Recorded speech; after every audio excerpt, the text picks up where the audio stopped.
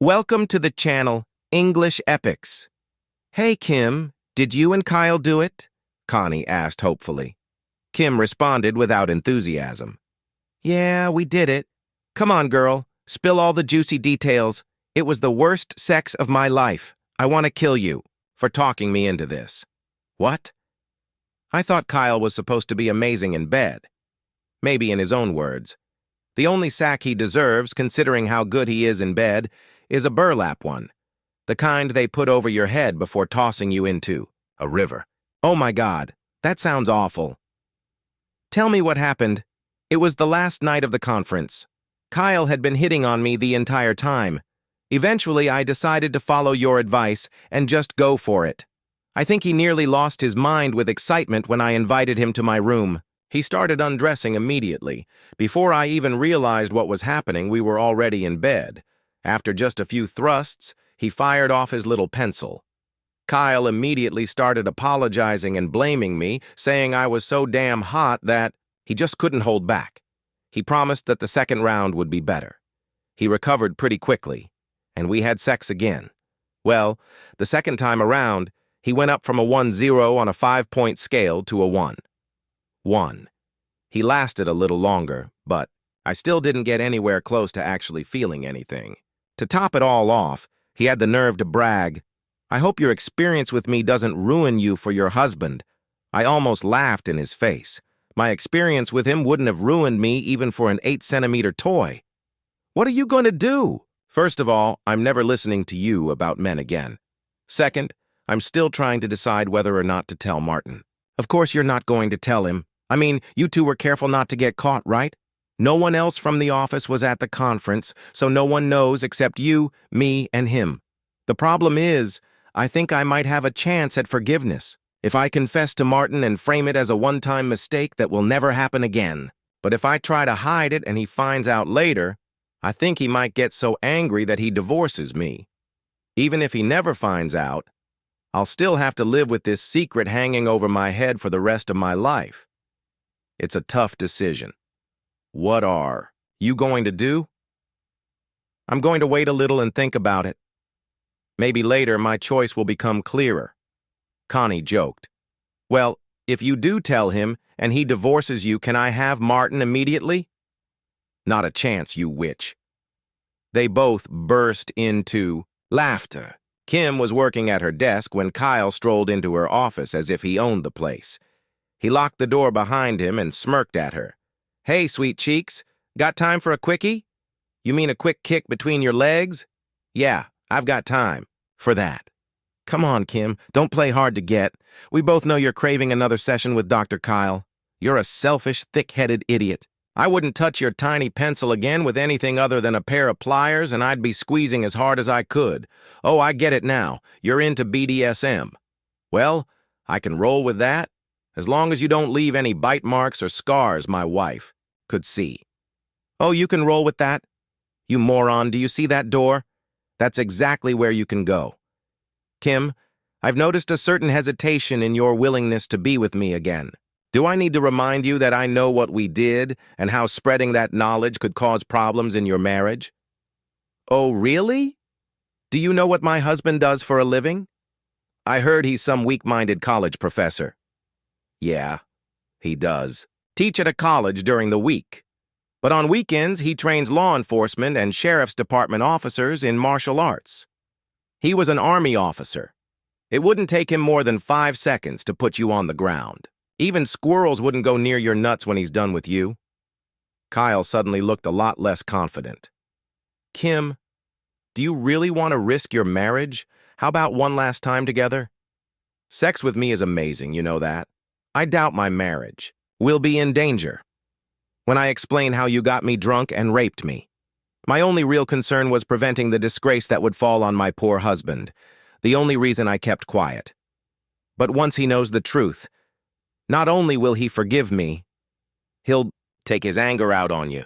The question is, do you really want this to be the last thing you ever do on your own 2 feet? Kyle was nearly stammering. Looks like I caught you in a bad mood. I guess it's that time of the month for you, huh? I'll just head back to my office now. Let me know when you're ready for a rematch. Chow, you idiot. As soon as Kyle left her office, Kim shouted at herself, "Stupid, stupid, stupid." She called Connie and arranged to meet after work. "Kim, you look upset. Martin doesn't. Know anything, does he?" "No, at least not yet. Kyle threatened to tell Martin everything unless I keep sleeping with him." "Oh my God, are you going to give in and do it with him again?" "Hell no," Kim snapped. "I threatened him right back. I told him my husband trains the police in martial arts." Both women burst into laughter. "I think my threat worked, but now it's forcing me to make a decision whether to tell Martin or not." "Kim, have you ever heard of erotic stories? Why are you asking?"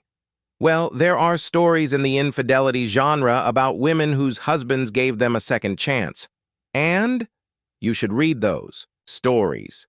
Learn all the excuses, explanations, and promises these cheating women made to get forgiveness. Then you'll have a ready-made script for what to say to Martin when you tell him about your night with Kyle. It should seriously improve your chances of being forgiven. You were definitely wrong about Kyle, but what you just suggested actually makes sense." Kim read through hundreds of stories. Whenever she came across a revenge story, she skipped it and moved on. Over time, she compiled a list of potential excuses she could use with Martin. This gave her the courage to finally come clean. One Friday evening, Kim prepared Martin's favorite meal and paired it with a bottle of wine. After they finished eating, they took their wine glasses and moved to the living room. Soon, they were cozily settled on the couch. Once Martin looked satisfied and relaxed, Kim carefully approached the subject. "Marty, I'm so happy to be married to you. I feel like the luckiest woman in the world. You're so thoughtful, caring, patient, and forgiving that sometimes I think I don't even deserve you. Kim, you do deserve me. You deserve every bit of my love and even more. I swear. I fall more in love with you every single day." They shared a gentle kiss. "Do you know what made me fall even more in love with you a few months ago? Marty, I need to confess something else. I was too scared to tell you before. Please, promise me you won't get angry or yell at me." "Kim, I would never do that. What is it you need to tell me?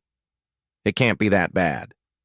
"Well, do you remember when I went to that conference in Dayton a few weeks ago?" "Yeah, and I missed you so much. I think I dreamed about you 3 times a day while you were gone." He smirked, recalling some of those intimate details. "On the last night of the conference, my colleagues and I were hanging out in my room, drinking, talking, and just blowing off steam after 3 days of sitting through boring lectures. Since it was my room, I didn't worry about how much I was drinking. After a couple of hours and a few more shots, people started leaving one by one, until it was just me and this young guy from California. He was a typical surfer guy, ruggedly. Handsome, fairly muscular, with a nice tan. Anyway, he pulled a cigarette out of his pocket and asked if I wanted a hit. I hadn't smoked since college, and the last one I tried wasn't that strong. I didn't think much of it. We stepped out onto the balcony to smoke. Again, I felt safe in my own room, and since I was already feeling numb, I agreed to try it. It turned out to be much stronger than anything I had ever had before. Before I even realized what was happening, he was kissing me and nibbling on my earlobes. You know how much that turns me on. Well, I hate to admit it, but soon after, he started kissing me all over. I swear I don't even remember if he took my clothes off or if I did." Kim paused for a moment, trying to hold back tears. "Oh, Martin. I slept with him that night. At least I think I did. I don't remember much after he started touching me everywhere. I woke up the next morning in horror, realizing there were traces of him on my leg. I cried for an hour straight, until I had to pull myself together to pack and leave on time. I somehow managed to clean myself up and look presentable before coming home. Baby, I'm so sorry. I made a terrible mistake. I have no good excuse. It was my fault. There was absolutely nothing about the way you treated me that could have made me weak that night. I will never, never let this happen to me again. I will never touch hard liquor or weed again. I will never be alone in a hotel room with any man but you. Never. She sobbed for a moment. Marty, I'll get on my knees and beg if I have to. Please, can you forgive me for this one time that I lost my way? Tears began to flow. Crocodile tears. She glanced at Martin, searching for his reaction. Martin was stunned. His wife's confession of infidelity was the last thing he ever expected. He sat in silence, his face expressionless. Taking his silence as a cue, Kim moved on to the next line from her prepared list. Actually, what I did hardly even qualifies as cheating. I barely knew this man. It was just sex, just one time, and I hardly even remember it. There's only one man I've ever loved, and I still love him. I will spend the rest of my life making this up to you. I'll go to a therapist to figure out what in my psychological makeup could have pushed me to do something so terrible. Even though I believe it was mostly the alcohol and the cigarette, I need to be sure there isn't something deeper in my mind that I need to address, to make absolutely certain I never do anything like this again. Kim, I do agree that you need counseling, but I hope you don't think I need to go with you. I really don't want to hear any more details about how easily you let yourself be seduced, Marty. I don't believe I was easily seduced. It was more like a perfect storm of alcohol, the cigarette, and the situation. I felt safe in my room, but that only made me more vulnerable to temptation. I can make sure this never happens again. I know I can. Don't you see that? My mind is too clouded right now. I don't see anything clearly at the moment. That was Kim's cue to move on to the next item on her list. Martin, maybe I can help clear things up for you, sweetheart. Let's say the shoe was on the other foot. Let's say you came to me and confessed to being with another woman. Would you want me to give up on you so quickly? Yes, it would hurt me. But I truly believe I would choose to forgive you. Our marriage means too much to me to throw it away over one small mistake. I suppose you think it's easy for me to say this since the shoe isn't on the other foot. But I can prove it. I'll let you go and find another woman to sleep with. I won't hold it against you. Once it's over, we'll be even, we'll forgive each other, and neither of us will ever stray again. Kim, that is the most ridiculous thing I have ever heard. You want us to heal our marriage by breaking the same vow twice. That makes as much sense as trying to fix my broken leg by breaking yours. All that would mean is that neither of us would be healed, and we'd both be left with broken legs. Oh, that didn't work. Move on, Kim. Martin, there's someone else we need to consider. Who? Your new boyfriend?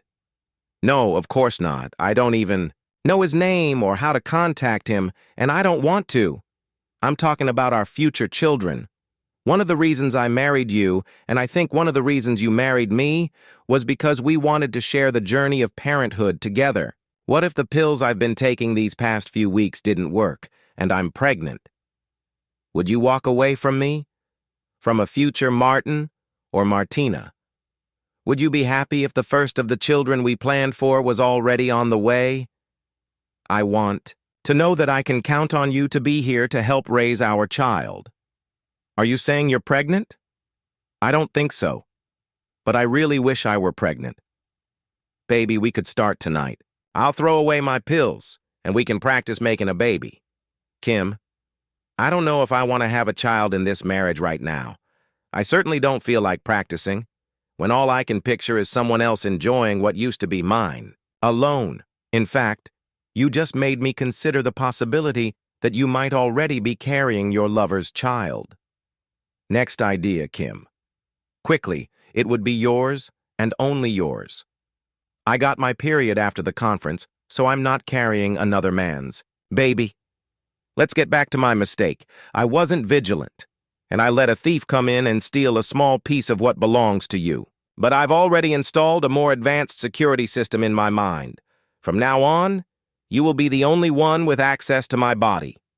To prove how certain I am, I'll sign a post-nuptial agreement stating that if I ever have sexual relations with another man again, I will leave this marriage with nothing. That includes custody of any future children. You know how much having kids means to me. I can't offer you better proof than that.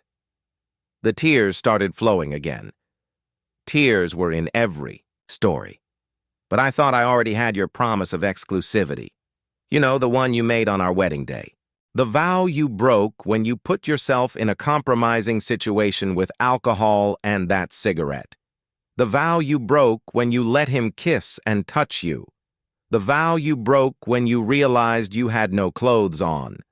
The vow you broke when you let him have you. The vow you broke that may have shattered our marriage beyond repair. Please don't say that you mean it. Our marriage can be fixed. It has to be. Why? Because you say so. All right, Kim. Time for the last resort. No, because the alternative will cost you far too much. If you divorce me, I will fight you to the bitter end. Not because I hate you, but because I know that staying married is what's best for both of us, no matter what you think right now.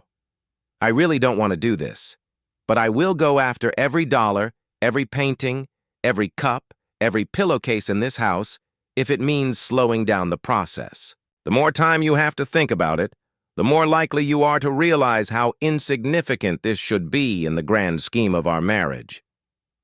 Her words didn't seem to have much of an effect. Time to drop the bomb. Martin, I might even have. To claim emotional abuse and neglect, do you really want your good name tarnished? When people find out what this is about, they'll mock you for not forgiving me for a single mistake. Don't lose the rest of your treasure just because one tiny piece was stolen. Martin, I'm trying to make you see that not forgiving me isn't worth it. Put aside your wounded male pride just this once. There will never be a second time. Forgive me for this one mistake, and let's move forward together. Our dreams of growing old together, playing with our children and grandchildren, they can all still come true if you just forgive me. Her arsenal was empty. Martin exhaled deeply. Kim, after hearing all of your arguments, I have to admit this isn't a decision to be made lightly or in haste. I need some time to think. I believe it's best if I leave for a while to do that. He went upstairs to pack his things. When Martin came back down with his bag, Kim asked, Martin, how long will you be gone? I don't know yet. Will I see you? Will I be able to talk to you while you're away? Maybe. If there's something I need to do for you, or if you need anything, to keep the household running while I'm gone. Marty, I love you. Please don't forget that. I know. I love you too, Kim. That's what makes this so damn hard. During Martin's self-imposed marriage timeout, Kim was on her absolute best behavior. She was determined to win him back. She even started going back to church. To friends who asked about her husband's absence, she simply said that Martin was on a creative retreat. Kim stayed home every night, despite Connie and others urging her to go out sometimes, even without men involved. Weeks passed, but Kim didn't give in to temptation. As far as she knew, Martin could return home at any moment, so she stayed put. Martin's decision. More than a month had passed before Martin finally called and asked Kim if he could come over. That evening. He didn't give her the slightest hint about his decision. She prepared both wine and coffee, just in case he wanted one or the other. They sat at the kitchen table, coffee cups in hand. Two pairs of sorrowful eyes met. Kim was the first to speak. What have you decided, Marty? Are you going to divorce me? No, I'm not going to divorce you. Kim's eyes filled with tears of joy. Oh, Marty, I'm so happy. I promise I'll be the best. Wait, you might not be so happy when I tell you what I've decided. Kim's joy quickly evaporated. But you just said we're not getting divorced. For the most part, that's true. Let me explain. I spent a long time thinking about giving you a second chance, but I couldn't get your betrayal out of my head. I didn't know how to forgive without being able to forget. Every time I thought I was ready to forgive you, the memory of your confession came rushing back, and my forgiveness vanished. Eventually, I realized that I wouldn't be able to continue our marriage unless I found some way to punish you. I thought I might be able to come to terms with your infidelity if I had some measure of revenge. The question was, what punishment would be fitting for the sin you committed? So, I went to a friend for advice. That friend suggested I visit a website. It had stories about both reconciliation and the complete destruction of an unfaithful wife. My friend advised me to ignore the reconciliation stories. I have to admit, I was stunned by how vastly different the methods of revenge on cheating wives were, both in type and in severity. It was eye-opening, to say the least. After reading countless stories, I came to a decision. Even a single betrayal of wedding vows is unforgivable. Those vows are meant to be forever. A broken vow means the marriage is shattered permanently. And when I remembered your threat about fighting the divorce, the path forward became clear to me. Kim, I'm leaving you.